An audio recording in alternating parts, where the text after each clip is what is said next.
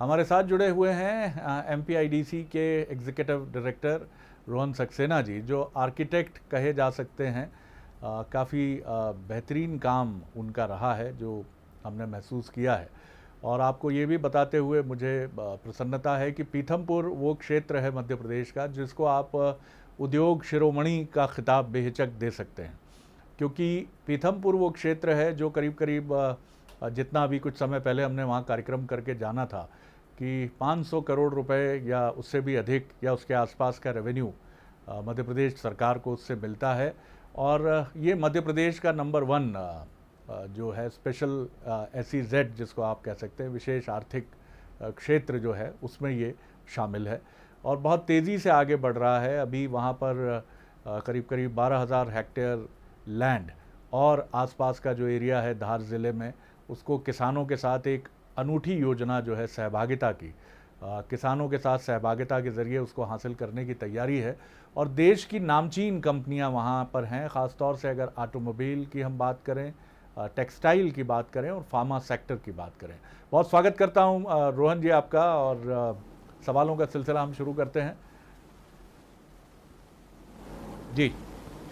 सबसे पहले धन्यवाद शरद जी। सबसे पहले मैं आपसे यही जानना चाहूँगा कि ये SEZ हमारे लिए बहुत ही इम्पॉर्टेंट है और बहुत बेहतरीन प्लेसमेंट के साथ ये आगे बढ़ रहा है, क्योंकि मध्य प्रदेश में जो निवेश के लिए उत्सुक औद्योगिक क्षेत्र के प्रतिनिधि हैं उनकी पहली प्राथमिकता पीथमपुर होती है। तो पीथमपुर को सहेजना है, संवारना है और आगे बढ़ाना है, और इसी की तर्ज पर, इसी से प्रेरित होते हुए मध्य प्रदेश के और क्षेत्रों में भी पीथमपुर का विकास करना है।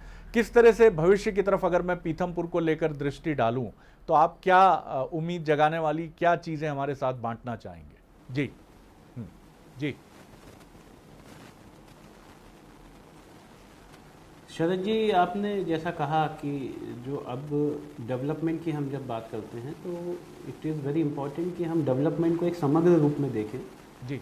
और उस पर्सपेक्टिव से देखा जाए तो इंडस्ट्रीज अपने आप में एक बहुत बड़ा इंजन है हमारे समाज के डेवलपमेंट का, इकोनॉमी के डेवलपमेंट का, राष्ट्र के डेवलपमेंट का। हम लोगों ने अलग अलग फेजेज़ हमारे इंडस्ट्रियलाइजेशन के रहे हैं, और जैसा कि आपने बिल्कुल सही कहा कि उन फेजेज़ के बाद आज की वर्तमान परिस्थिति में पीथमपुर औद्योगिक क्षेत्र जो है वो इंडस्ट्रियल ग्रोथ का न्यूक्लियस है मध्य प्रदेश के लिए, और एक बहुत बड़ा मैग्नेट भी मैं कहूँगा वो है, क्योंकि अपने आप वो बहुत अच्छी इंडस्ट्रीज़ को अट्रैक्ट करता है। अब आपने जैसे फ्यूचर की बात कही, जैसा आपने अपने आप ही अपडेट किया कि हम लोगों ने एक मास्टर प्लान बनाया है। उस मास्टर प्लान के आधार पे अब हम आगे बढ़ रहे हैं। पीथमपुर जैसा कि आपको पता है 1984 से स्टार्ट हुआ, वहाँ डिफरेंट सेक्टर्स में उसका विकास हुआ।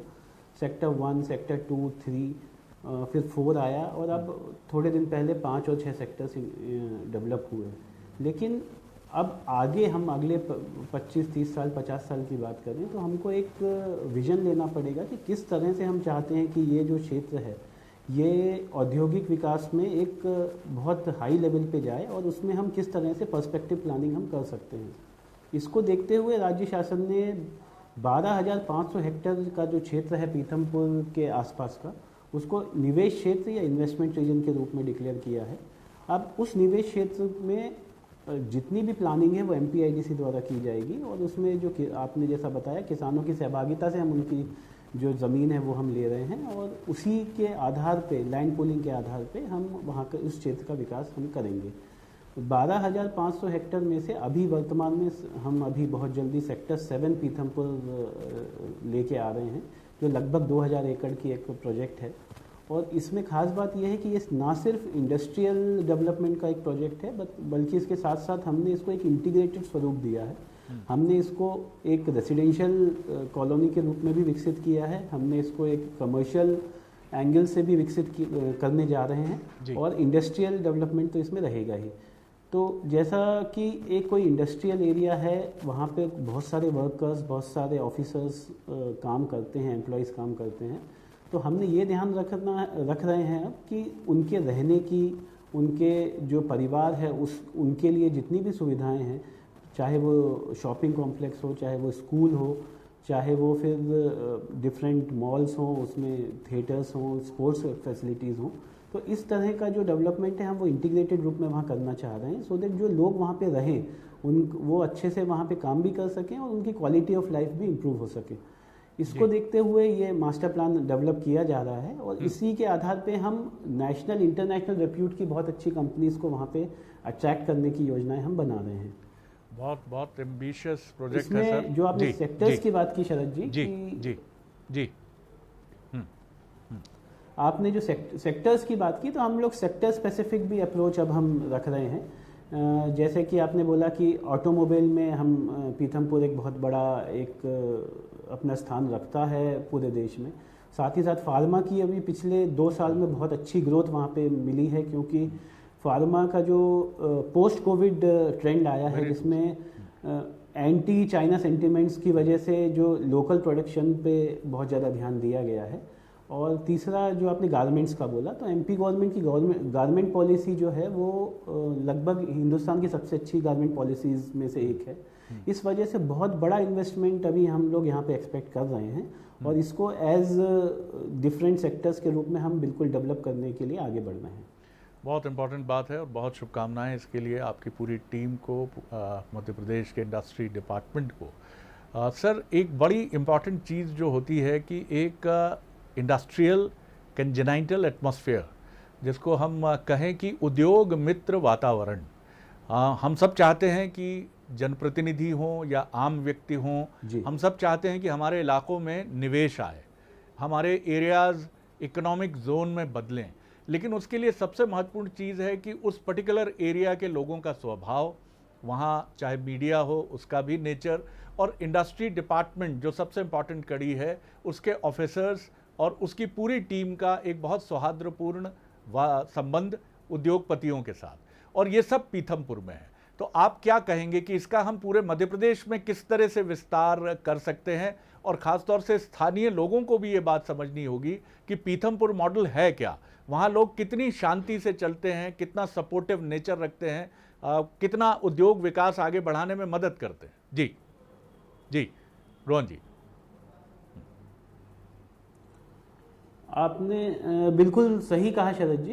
ये इंडस्ट्री जो होती है वो पूरे इकोसिस्टम में वर्क करती है। आपने कभी जहाँ भी इंडस्ट्री डालते हैं तो वहाँ पे इंफ्रास्ट्रक्चर अच्छा होना चाहिए, वहाँ का अप्रोच अच्छा होना चाहिए, जो लोग वहाँ पे रहते हैं या जो काम करते हैं उनके लिए एक वर्किंग एटमॉस्फेयर और रहने के लिए सुविधाएं अच्छी होनी चाहिए, जो सीनियर ऑफिसर्स आते हैं उनके लिए कनेक्टिविटी देश विदेश की अच्छी होनी चाहिए, साथ ही साथ जो लॉ एंड ऑर्डर की स्थिति है वो प्रॉपर होनी चाहिए, बहुत ज़्यादा एजिटेशंस या उस तरह की चीज़ें नहीं होनी चाहिए, और साथ ही साथ एक प्रॉपर इंडस्ट्रियल एटमॉस्फेयर वहाँ पे होना चाहिए। तो ये एक प्रॉपर इकोसिस्टम है जिसकी वजह से कोई भी इंडस्ट्री वहाँ पे अट्रैक्ट होती है। और जब हम कहीं भी बाहर जाते हैं या लोगों को इनवाइट करते हैं अपने यहाँ, तो ये सारे पैरामीटर्स पे वो एक एक चीज़ चेक करते हैं कि किस तरह से अगर हम वहाँ आएंगे तो हमें किस तरह की सुविधाएं मिलेंगी, किस तरह का हमारे जो एम्प्लॉयज़ और ऑफिसर्स रहेंगे उनके लिए क्या क्या सुविधाएं रहेंगी।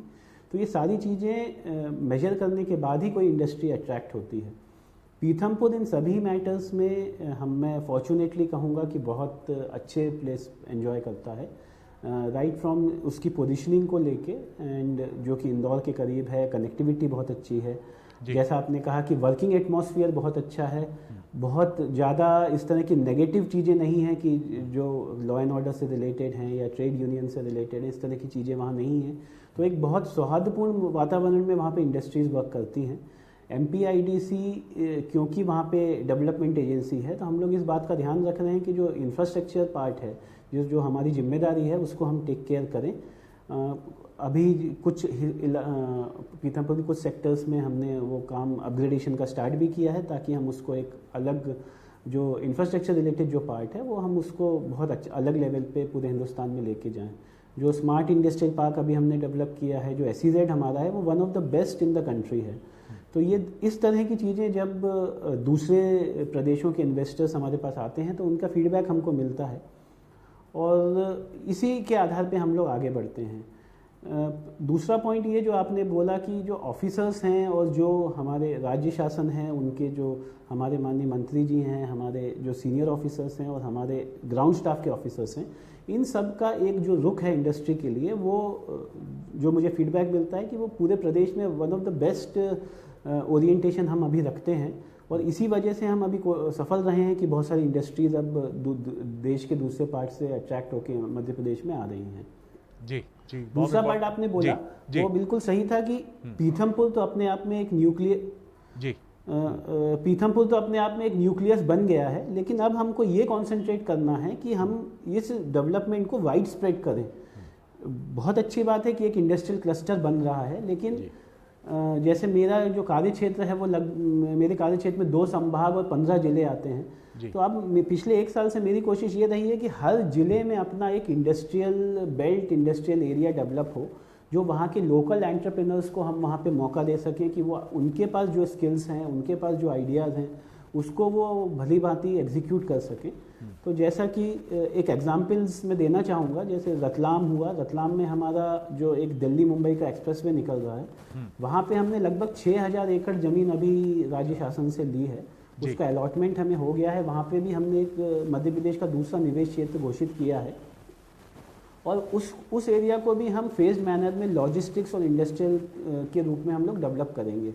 अब क्योंकि वो एक्सप्रेसवे पे है, दिल्ली मुंबई की कनेक्टिविटी बहुत अच्छी है, बाकी शहरों की कनेक्टिविटी बहुत अच्छी है, तो हमारा ये एक्सपेक्टेशन है कि अगले कुछ सालों में रतलाम भी एक बहुत बड़े इंडस्ट्रियल सेंटर के रूप में डेवलप होगा। इसी तरह नीमच हुआ, मंदसौर हुआ, आगरमालवा हुआ, शाजापुर हुआ, इस तरह के जितने ज़िले हैं उन सब ज़िलों में हमने छोटे छोटे इंडस्ट्रियल बेल्ट्स डेवलप करना चालू किए हैं, और वहाँ पे बहुत ही अच्छा रिस्पांस हमें लोकल इंडस्ट्रियलिस्ट से मिला है, और उनके जितने भी इन्वेस्टमेंट अपॉर्चुनिटीज़ हैं उसको हम एक्सपैंड कर रहे हैं। एक और एग्जांपल देना चाहूँगा कि जैसे उज्जैन में अभी 2 टेक्सटाइल इंडस्ट्रीज़ आई हैं जी, और उन्होंने अपना काम वो बहुत जल्दी वहाँ पे चालू करेंगे। तो वो 2 इंडस्ट्री मिलके ही लगभग 8,000 लोगों को एम्प्लॉयमेंट देंगे, जिसमें से लगभग 80% एम्प्लॉयमेंट महिलाओं का होगा। तो इस तरह से अगर 3-4 इंडस्ट्री आती हैं किसी जगह पे, तो आप सोचिए 10 से 12 हज़ार का एम्प्लॉयमेंट अगर किसी एक शहर के पास जनरेट होता है तो कितनी खुशहाली उस जगह पे आती है, क्या ओरिएंटेशन वहाँ पे चेंज होता है। और एक बार जब ये प्रोसेस स्टार्ट होता है तो उसका एक सर्कुलर इफेक्ट होता है, और फिर इसी के आधार पर दूसरी इंडस्ट्रीज़ भी अट्रैक्ट होंगी, वहाँ की इकोनॉमी में पैसा आएगा, लोगों की स्पेंडिंग पावर बढ़ेगी, क्वालिटी ऑफ लाइफ इम्प्रूव होगी, और साथ ही साथ हमारी स्टेट को उससे एक बहुत अच्छा रेवेन्यू मिलेगा जो कि विकास कार्यों में खर्च हो सकेगा। तो जो आपने वाइड स्प्रेड डेवलपमेंट की बात की थी, MPIDC एग्जैक्टली उसी कॉन्सेप्ट पे पिछले 1 साल से वर्क कर रहा है। बिल्कुल, आपने ठीक कहा सर, और इसके लिए मैं फिर शुभकामनाएं दूंगा। कंक्लूड कर रहा हूं इस सवाल के साथ, जैसा आपने हमें बताया कि 2 संभाग और 15 ज़िले ये आपके कार्यक्षेत्र की परिधि में आते हैं। और उज्जैन में अभी एक इन्वेस्टर्स मीट हुई जिसमें बड़ा ही एक आशाजनक परिदृश्य हमारे सामने आया, और मध्य प्रदेश का उद्योग विभाग मुख्यमंत्री शिवराज जी की मंशा के अनुसार कुछ समय पहले उन्होंने हमसे भी इंटरव्यू में बंसल न्यूज़ के साथ बातचीत में कहा था कि मेरा अब 3 ही विज़न मुख्य तौर पर फोकस में है कि मध्य प्रदेश में उद्योगों का जाल बिछे, स्वास्थ्य सुविधाएं पोस्ट कोविड और मजबूती की तरफ बढ़ें, और एजुकेशन सेक्टर में हम बड़े इंस्टीट्यूशंस लाएं, और प्राइमरी से लेकर कॉलेज विश्वविद्यालयीन एजुकेशन पर हमारा पूरा जोर और फोकस है। तो उद्योग, स्वास्थ्य और शिक्षा, ये 3 उन्होंने कहा कि मेरे मुख्य बिंदु हैं। उज्जैन में बहुत अच्छा एक इन्वेस्टमेंट का सिनेरियो हमें नज़र आया जो हमने 1-1.5 महीने पहले देखा है। किस तरह से हम उज्जैन में आगे बढ़ रहे हैं, क्योंकि इंदौर एक धार्मिक नगरी है विश्व की प्रख्यात उज्जैन, रतलाम नमकीन का दुनिया का एक बहुत बड़ा सेंटर है। हम सुनते हैं कि वहाँ सबसे ज़्यादा नमकीन की खपत दुनिया में होती है क्विंटल्स में पर डे। तो ये बड़े हमारे यूनिक, जिसको USP कहते हैं, यूनिक सेल्स प्रपोजिशंस, इनको सेल आउट करने के लिए आप बिल्कुल कमिटेड दिखते हैं। उज्जैन पर मैं चाहूँगा एक छोटा कमेंट आपका। जी रोहन जी। जी शरद जी, मैं आपको पहले जो आपने बोला माननीय मुख्यमंत्री जी का जो विज़न है, हम एग्जैक्टली माननीय मुख्यमंत्री जी के मार्गदर्शन में, उनके नेतृत्व में, उनके विज़न के अनुसार ही हम काम कर रहे हैं। और जो सपोर्ट की आपने बात की थी, जितना सपोर्टिव राज्य शासन की तरफ से हमको जो मिलता है उसी आधार पे हम बहुत अच्छा काम आगे कर पाते हैं। दूसरी बात आपने बोली जो परिदृश्य है जो बदल रहा है, जैसे आपने रतलाम का बोला, तो रतलाम में मैं बस ये ऐड करना चाहूँगा कि रतलाम में भी हमारा एक नमकीन क्लस्टर है डेडिकेटेड, जो MPIDC संचालित करता है। वहाँ जितने भी नमकीन बनाने वाले जो वहाँ पे उद्योगपति थे, उनको हमने एक जगह पे हम उनको लेके आए हैं और उनको वहाँ पे हमने वहाँ पूरी फैसिलिटीज़ दी हैं ताकि वो रतलाम के नमकीन को देश में और विदेश में पहचान दिला सकें। तो इस तरह के हम जो भी यूनिक कॉन्सेप्ट्स हैं उस पर हम लोग उनको बढ़ावा देने का हम काम कर रहे हैं। तीसरा एक चीज़ और जो मुझसे मिस हो गई थी, वो मैं उज्जैन पे आने से पहले उस पर एक छोटा सा बात करना चाहूँगा कि लॉजिस्टिक्स जो है वो अभी बहुत इंपॉर्टेंट रोल प्ले करता है। इंडस्ट्रीज़ के साथ में लॉजिस्टिक्स का होना बहुत इंपॉर्टेंट है। तो हम लोगों की ये भी अभी एक ओरिएंटेशन है कि हम लॉजिस्टिक पार्ट में बहुत अच्छा काम करें और इंडस्ट्री को लॉजिस्टिक्स से जोड़ें ताकि एक कंप्लीट साइकिल वहाँ पे बन सके। अभी कल ही इंदौर में मल्टी मॉडल लॉजिस्टिक हब जो NHAI द्वारा बनाया जा रहा है, उसकी एक रूपरेखा तैयार की गई है और वो अहमदाबाद हाईवे पे अभी उसका मोस्ट प्रोबेबली वहाँ पे उसका फाइनल होगा, उसका जो एरिया है। और माननीय मुख्यमंत्री जी द्वारा और माननीय जो केंद्रीय मंत्री हैं गडकरी जी द्वारा उसको फाइनल किया जाएगा। तो ये इस तरह का जब लॉजिस्टिक हब यहाँ पे आता है तो इंडस्ट्रीज़ के लिए एक एडेड एडवांटेज होता है कि उनका जो प्रोडक्शन है वो देश विदेश तक कैसे पहुँचे। तो इस पूरी साइकिल को भी कंप्लीट करने के लिए हम लोग लगातार काम कर रहे हैं। आखिरी में जो आपने उज्जैन का पूछा था, जैसा मैंने पहले भी अभी आपको बताया कि उज्जैन एक धार्मिक नगरी है और बाबा महाकाल की नगरी है और वहाँ पे हमेशा से ही पूर्व में वो उद्योगों के लिए भी बहुत प्रसिद्ध रही है। कुछ सालों से वहाँ पे औद्योगिक जो डेवलपमेंट है वो रुक गया था।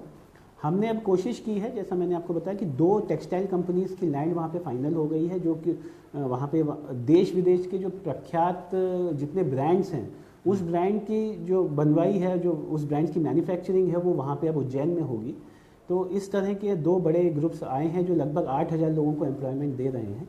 साथ ही साथ विक्रम उद्योगपुरी जो वहाँ पे एक हमारा एक इंडस्ट्रियल एरिया है जो केंद्र सरकार के पार्टनरशिप से हम चलाते हैं, वहाँ पे लगभग 5 बड़ी कंपनीज़ ने इन्वेस्टमेंट अभी वहाँ शो किया है और अमूल का एक बहुत बड़ा प्लांट वहाँ पे आ रहा है। और इसी तरह जो उज्जैन के आसपास के कुछ लैंड्स माननीय कलेक्टर साहब द्वारा हमें दिए गए हैं, वहाँ पे हम लोग डिफरेंट इंडस्ट्रीज़ को अट्रैक्ट कर रहे हैं।